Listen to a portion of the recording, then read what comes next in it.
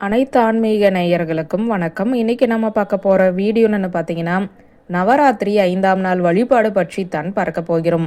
மகாலட்சுமி தாயாரை வழிபாடு செய்வதற்குரிய 3 நாட்களில் ஒரு நாளாக திகழக்கூடிய செப்டம்பர் 26ஆம் தேதி வெள்ளிக்கிழமை இன்று நாம் இந்த ஒரு எளிமையான வழிபாட்டு முறையை நம்முடைய வீட்டில் செய்வதன் மூலம் மகாலட்சுமியின் அருளால் பணவரவு அதிகரிக்கும், செய்கிற வேலை அல்லது தொழிலில் நல்ல முன்னேற்றம் உண்டாகும்.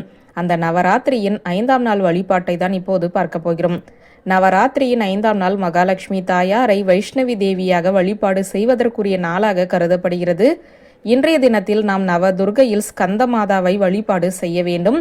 மேலும் இன்றைய தினம் பஞ்சமி திதி என்பதால் வாராகி அம்மனையும் வழிபாடு செய்ய வேண்டும்.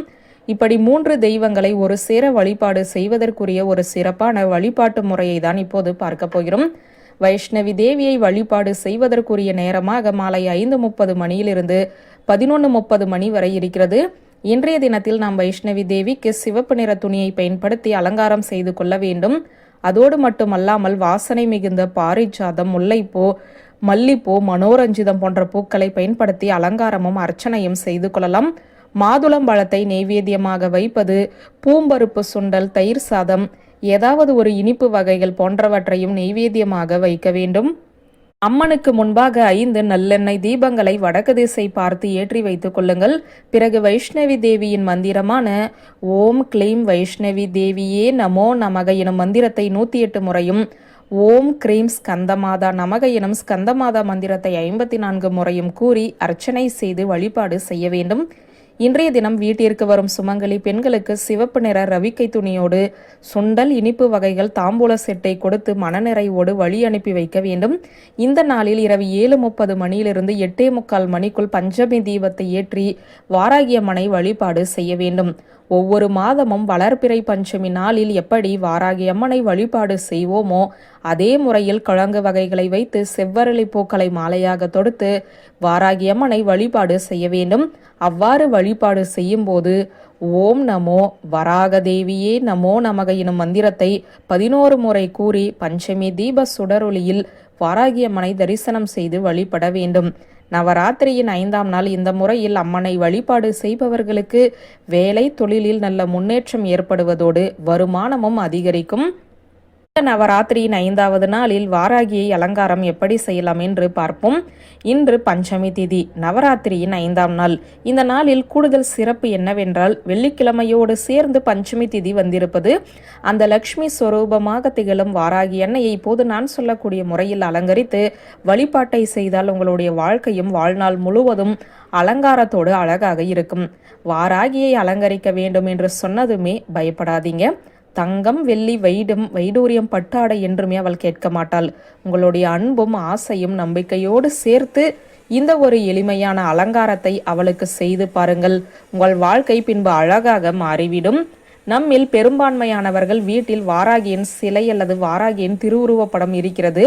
கட்டாயமாக பஞ்சமி திதி வந்தால் அந்த வாராகிக்கு செய்யக்கூடிய வழிபாட்டு முறைகளை தவறாமல் செய்து விடுவோம். இந்த நவராத்திரியில் வஞ்சிருக்கும் பஞ்சமி திதியில் உங்களுடைய வழிபாட்டு முறை இப்போது நான் சொல்லக்கூடிய முறையில் செய்து பாருங்கள். வாராகிக்கு மிகவும் பிடித்த பொருள் துளசி இலை, மஞ்சள் தூள், ஏலக்காய், பச்சை கற்பூரம். இந்த 4 பொருட்களால், அதாவது இந்த 4 பொருள் வாராகிக்கு ரொம்ப ரொம்ப பிடிக்கும்.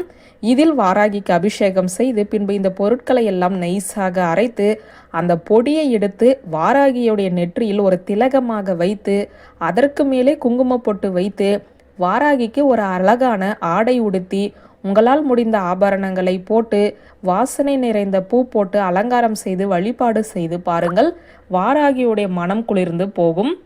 உங்களிடம் வாராகியின் சிலை இல்லை என்றால் வாராகியின் திருவுருவ படத்திற்கு இந்த பொருட்களை எல்லாம் அரைத்து போட்டு வைத்து அலங்கரிக்கலாம். வாராகிக்கு அழகாக ஒரு வளையல் மாலை போட்டு சின்னதாக நெய்வேத்தியம் வைத்து வழிபாட்டை செய்தால் நிச்சயமாக உங்கள் வாழ்க்கையும் அழகாக இருக்கும். வாராகிக்கு மிகவும் பிடித்தது அலங்காரம். ஆமாங்க, எந்த அம்மனுக்குத்தான் அலங்காரம் பிடிக்காது? அதிலும் நவராத்திரி தினத்தில் அம்பாளுக்கு அழகு செய்து பார்ப்பது தானே வழிபாட்டு முறைகளில் மிகவும் முக்கியமான ஒன்று. நீங்க உங்க வீட்டில் இருக்கிற வாராகிக்கு இப்போது சொன்ன முறைப்படி அலங்காரம் செய்து வழிபாட்டை மேற்கொண்டு வாருங்கள். நிச்சயமாக நல்லது நடக்கும். வாராகி உங்களுடன் இருப்பதை நீங்கள் உணர்வீர்கள். உங்கள் தோழியோடு நெருங்கி நீங்கள் எப்படி பேசுவீர்கள், உங்களுடைய மனதில் இருக்கும் குறைகளை எப்படி அவளிடம் வெளியே சொல்வீர்கள்.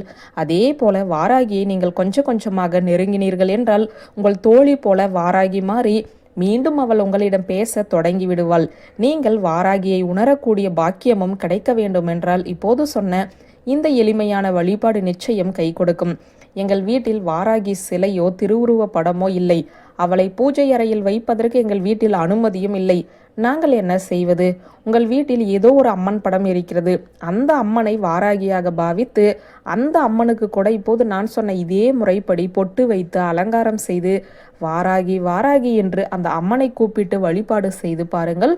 உங்கள் வீட்டிற்குமே வாராகி ஓடோடி வருவாள் என்ற தகவலை சொல்லி இந்த வீடியோவை நிறைவு செய்கிறேன். நன்றி, வணக்கம்.